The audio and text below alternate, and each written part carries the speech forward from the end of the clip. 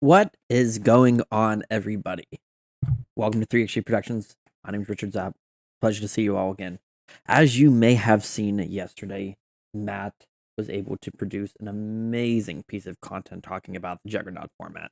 This prospect of playing in a competitive format where one deck is clearly head over heels above the rest, and how do you approach deck building? How do you approach theory crafting? This is part two. As Matt started talking about from a macro level theoretical standpoint, we're going to go dig deeper today into the fine tuning. How do you come up with those answers? How do you dissect what the Juggernaut looks like? And how do you come up with the strategies to overcome it?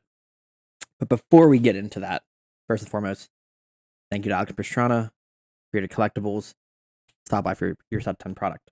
Also, don't be afraid to check out the Patreon. Discord's still popping.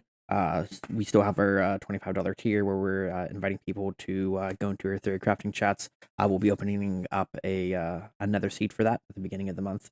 Something I'm super enthusiastic about. And other than that, thank you for watching. So, the Juggernaut. How do you beat a Juggernaut? The idea of finding Achilles' heel. Achilles' heel is a story of Achilles mythology during the Trojan War. There was a warrior named Achilles.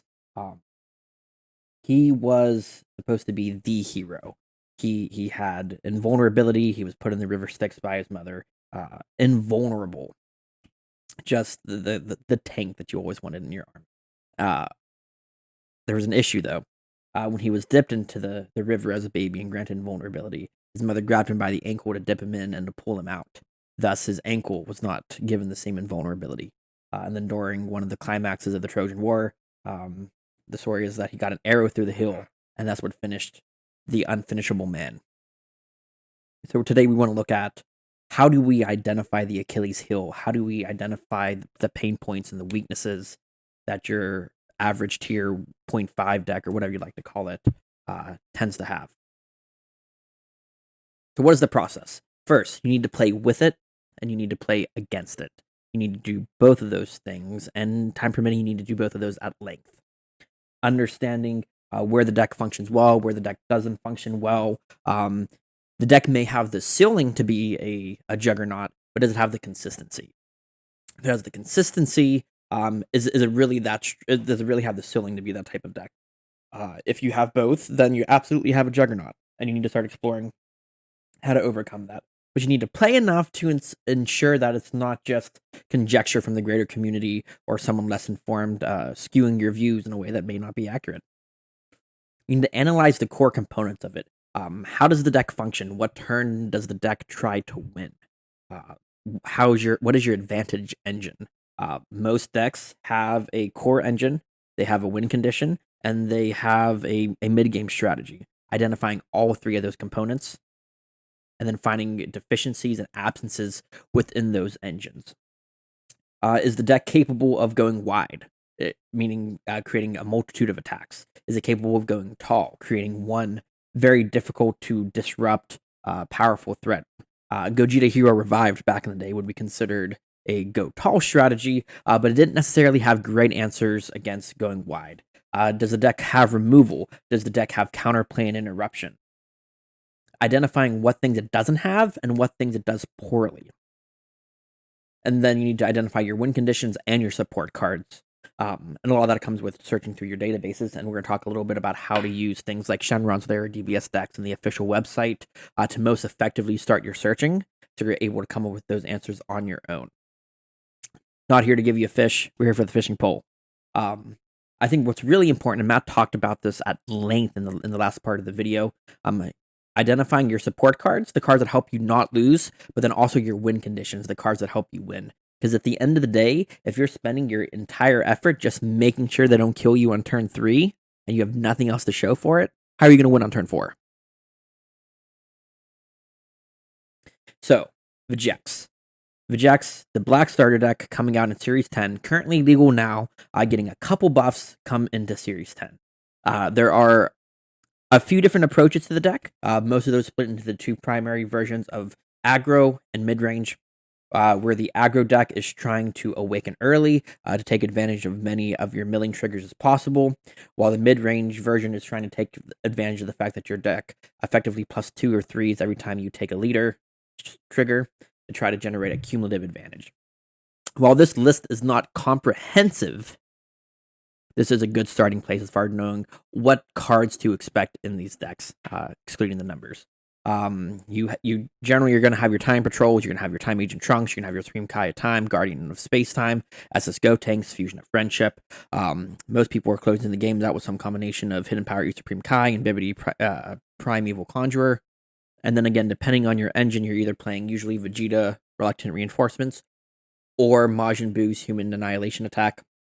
And then closing out the game either with a Buu chain, using Majin Buu Supreme Evil at the end of it, or going Analyzia, the Towering Atrocity, in tandem with Hachiak Hatred Everlasting and Son Goku Saiyan Transcendence. And to get from the mid game to the late game, you're taking advantage of cards like Black Mass Saiyan Splintering Mind, SS3 Tag Team Son Gohan, and VR Everlasting Assault to deal continuous regular damage. So, when you're trying to dissect what the strengths and the weaknesses are of these cards, the first thing that I tend to do is I tend to identify similarities within the cards and try to identify what trends exist within what the deck is trying to do. So when I look at the advantage engine, the mid game, the game is getting through the mid game, and the win condition, I think there's very clear cards and trends within the Vegeks deck concept that we can take advantage of. The advantage deck. Why is that mid-range deck so powerful? How can it generate so many cards? And most of it revolves around 1, the leader trigger, and 2, the auto effect of Vegeta Reluctant Reinforcement. Both of those cards effectively say mill the 5 cards of your deck, and you try to fill as many cards in your deck with effects that sound like when this card is in your drop area, do X. So our goal was trying to find ways to mitigate the number of times that leader can trigger. What's really important to note here is the interaction with Splintering Mind and how it also contributes to that. With the more aggressive version of the strategy, you're utilizing Vegeta Reluctant Reinforcements. You're playing it, you're milling 5, you're paying 1 energy to bring out Splintering Mind. And then ideally, Splintering Mind is bringing your life down to 4, so you can awaken with your leader, and once you awaken, you can utilize it Activate Main again, meaning that you're milling 15 cards off the top of your deck. And if you're averaging 2 or 3 mills for each of those triggers, that's effectively 9 cards that you're getting that your opponent may not be getting with a more fair deck. Looking more so now at the mid-range cards, looking at some of these trends, we notice a lot of power between 15,000 and 20,000. More specifically, even 19,000. When you look at Nagrishi, when you look at Tag Team Son Gohan, when you look at the Trunks Overwhelm card, Elite Descendant, you notice that this deck is about producing 15k attackers and finding ways how to mitigate that or how to punish the fact that your opponent takes advantage of that. Another valuable trend to notice, a lot of these cards, Time Agent Vegeta, Time Agent Trunks, SS3 Tag Team Son Gohan, they all have this unique characteristic where you can only have 1 on the board. So finding ways to take advantage of that. If your opponent already has a bunch of guys on board, it's harder for them to generate their advantage. And then how does the game win? More commonly referring to the aggressive version than the mid-range version, where the mid-range is just trying to generate enough advantage over the course of a game. The aggro version, especially, is trying to take advantage of Furthering Destruction Champa or E Supreme Kai, Bibbidi Primeval Conjurer, and SS Go Tank's Unison of Friendship. And in tandem, creating ways to deal that lethal damage at 25k off the combo, 25k dual attack, double strike, to close out those games. So if you can find ways to interrupt those 3 cards, you're going to be able to impede your opponent's ability to win the game, and that could buy you another turn to close it out on the snapback. So let's look at all those cards again, look at those commonalities and how we can exploit it. Again, in general, when we look at the leader ability and Vegeta Reluctant Reinforcements, all these abilities that say mill the top X cards of your deck, the less times we can trigger those, the more successful we're going to be. The 2 ways we can do that One, we can force the opponent to awaken defensively. Because the ability is an activate main, you cannot activate it if you awaken defensively. So being able to do an aggressive low to the ground strategy that puts the opponent under 4 life on their turn and pressures them to awaken to minimize the amount of damage that they take.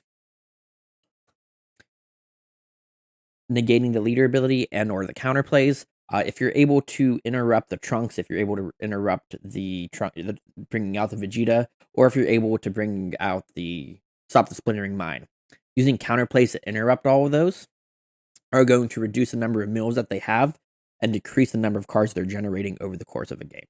And even if they do get to the Splintering Mine, that Sparking 7 ability to burn 2 damage, you have to be able to get your opponent down to, or you have to, first they have to get to 7 cards in their drop, and then secondly, they have to be able to swing with the battle card. So if you're able to use a counterplay or some kind of resting a battle card effect to get that card into rest mode, you're much more likely to be successful. When you look, again, at these mid-range cards, all these cards, again, they tend to be at 15k, 19k, a couple 20k if you look at Viara. They all tend to be 3 or 4 cost. So looking through the card pool and identifying what cards punish my opponents for only playing 15k battle cards. What cards only punish my opponent for only having 4 cost battle cards on the field. There are plenty of cards in the game that tend to punish players for having a wide board state. Cards that say if you have 3 battle cards on the field, or select up to 2 or select up to 3 different battle cards, things that punish previous battle cards existing on the field during an attack can be very helpful. Looking at defensively, you can always look at the various cards that stop go wide strategies. But what people seem to be neglecting when they're looking at how to overcome the format, and again, Matt talked about this at length in episode 1, is you need to be able to do something afterwards. If I'm using all my resources to make sure I don't die on turn 3, how do I win the turn after? So not only are we looking at what defensive cards we can use to stop it, but they have to be non-committal enough. They have to cost 0 energy, or they have to cost 1 energy, or they need to cost 2 and produce multiple meaningful threats that can ensure that we win the game.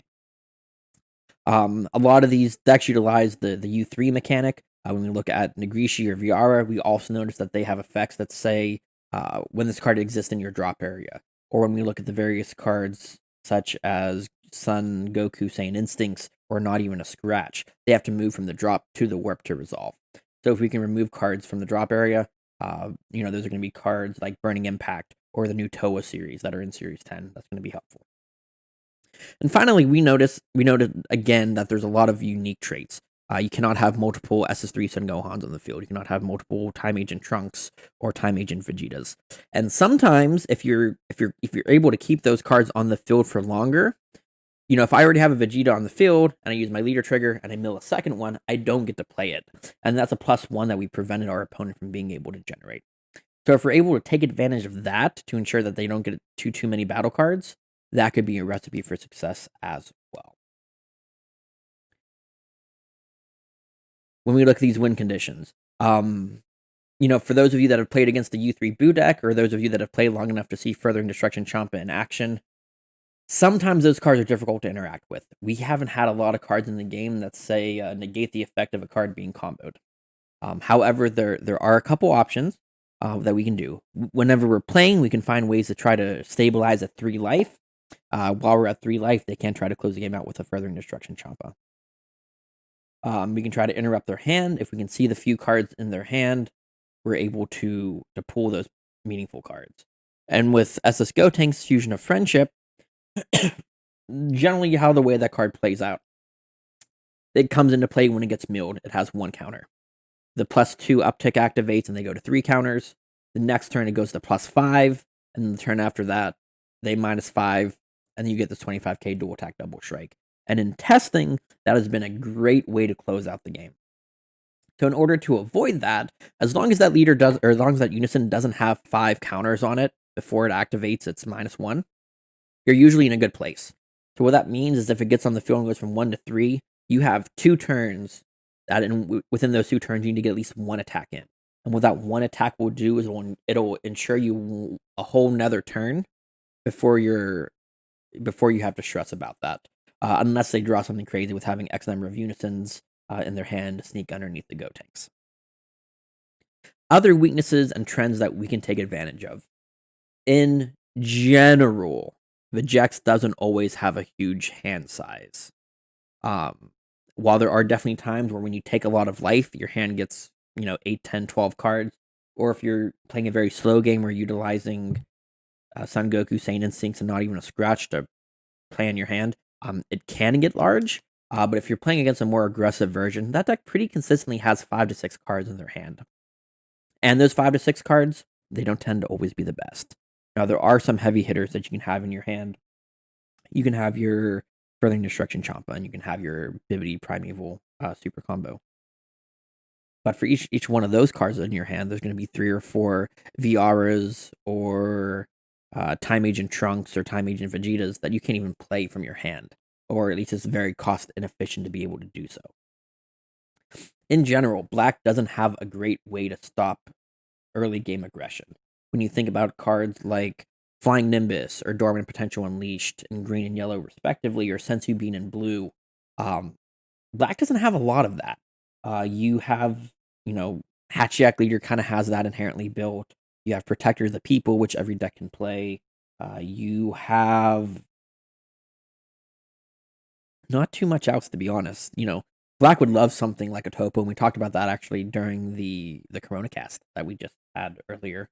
And don't get me wrong, Black doesn't need anything else, but you can take advantage by going aggressive and being low to the ground. That also helps against the mid-range strategies. Again, when one player is trying to draw 2 cards, the other player is trying to draw 6 a turn, basically through their leader ability. If you can condense that game, that card advantage doesn't accrue as unmanageably as quickly. And last but not least, Black is pretty poor at interrupting gameplay. In Series 10, where every deck is playing in unison for the most part, you're not able to play your Charismatic Villain Frieza. You're not able to play your God Soling Trunks.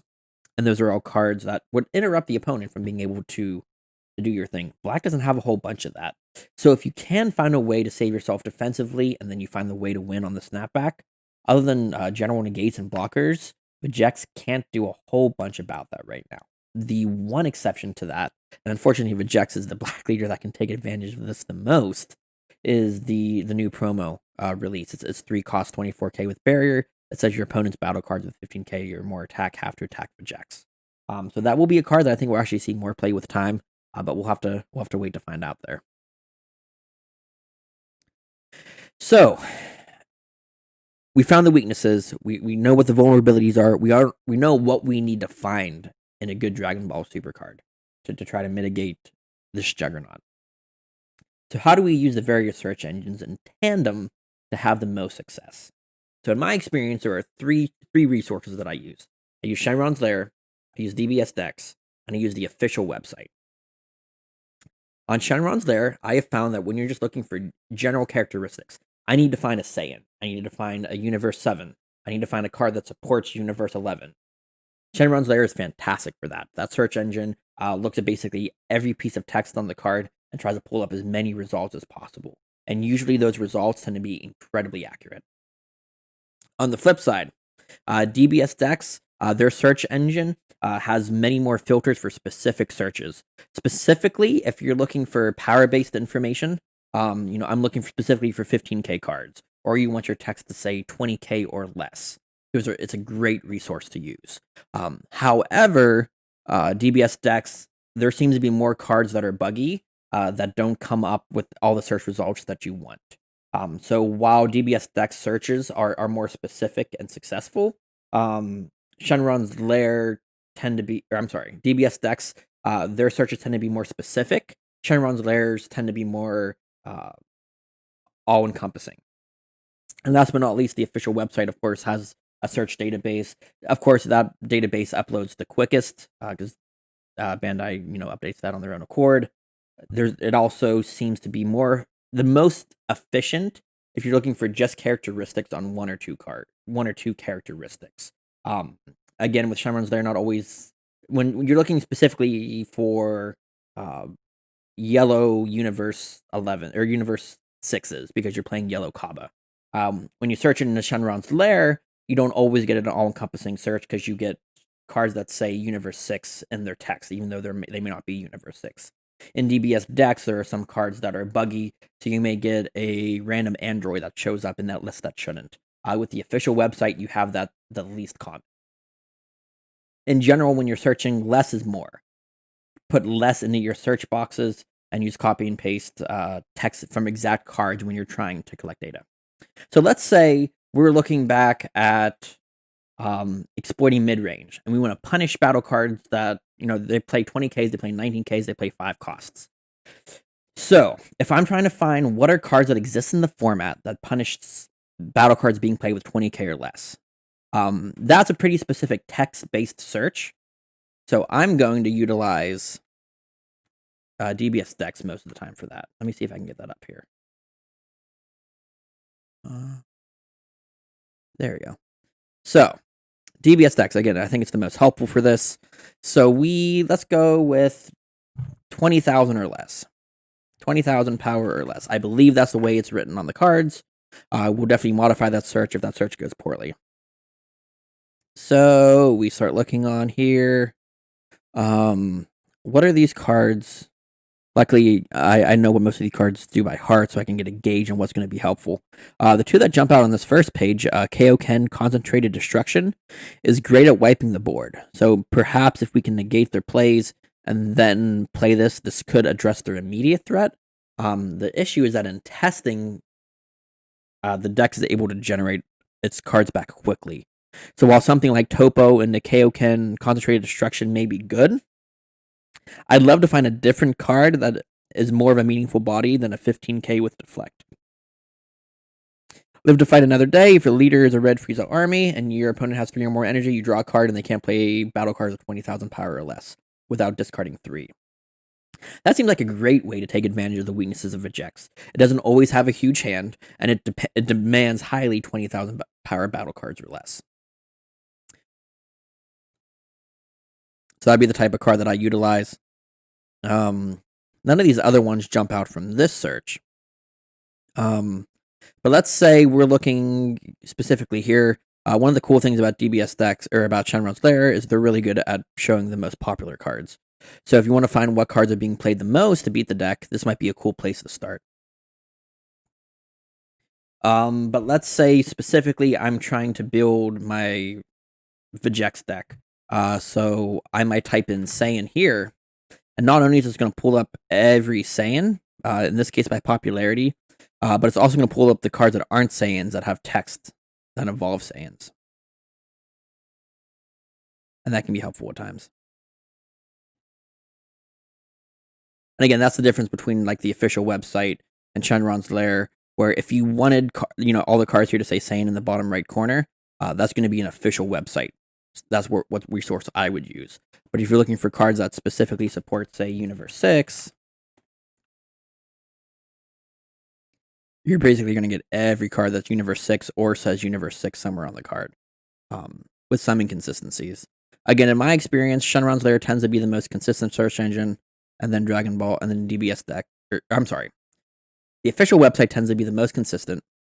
Shenron's Lair tends to be the second most consistent, and DBS decks tends to be the most inconsistent.